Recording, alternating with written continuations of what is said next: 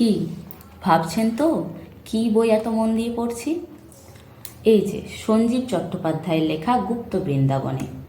কিন্তু আমরা যে বৃন্দাবনকে এখন জানি সেই বৃন্দাবনের কথা কিন্তু এখানে নেই। এখানে আছে আমাদের পশ্চিমবঙ্গেরই একটা জেলা বাঁকুড়ার কথা, এবং নির্দিষ্টভাবে বলতে গেলে বিষ্ণুপুরের কথা।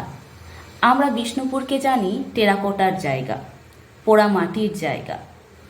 সেই বিষ্ণুপুরের একটা সিল্ক হয়তো আমাদের আলমারিতে রাখা, হয়তো বাড়ির কোনো এক কর্নারে রাখা আছে বড় বড় পোড়ামাটির ঘোড়া। আমরা হয়তো দুদিনের ছুটিতে কখনো ঘুরে আসি বিষ্ণুপুরে, কিন্তু বিষ্ণুপুর কি শুধু ঘোরার জায়গা বা এই শিল্পের জন্য আমরা জানি? না, বিষ্ণুপুর ছিল মল্ল রাজাদের জায়গা।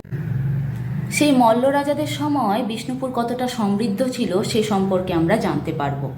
বিষ্ণুপুর যে শুধুমাত্র শিল্পের জন্য বিখ্যাত তা নয়, মল্ল রাজাদের অনুশাসন, মল্ল রাজাদের রাজত্বের জন্য কিন্তু বিষ্ণুপুর পরিচিত।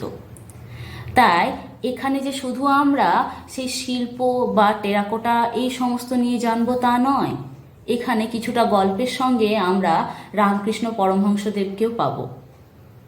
আমি এখন বইটা পড়তে শুরু করেছি, কিছুটা এগিয়েছি আজকে, বাকিটা পড়ে দেখি কেমন লাগে।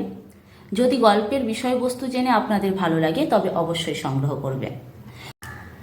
বইটি পত্রভারতী থেকে প্রকাশিত হয়।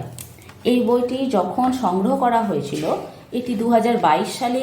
আমি যেহেতু পুরনো বই কিনেছি, কেউ কাউকে গিফট করেছিলেন, সেই বই পুরনো বইয়ের দোকানে চলে গেছে। এই বইয়ের 2022 সালে প্রিন্টেড প্রাইস ছিল 170 টাকা। এখন তো অবশ্যই অনেকটাই বাড়বে, তবু বলবো পত্রভারতীতে যে ছাড় চলছে এখন এই 26 তারিখ থেকে, তাতে সংগ্রহ করে নেবেন, হয়তো কিছুটা কমে পেয়ে যাবেন। ধন্যবাদ।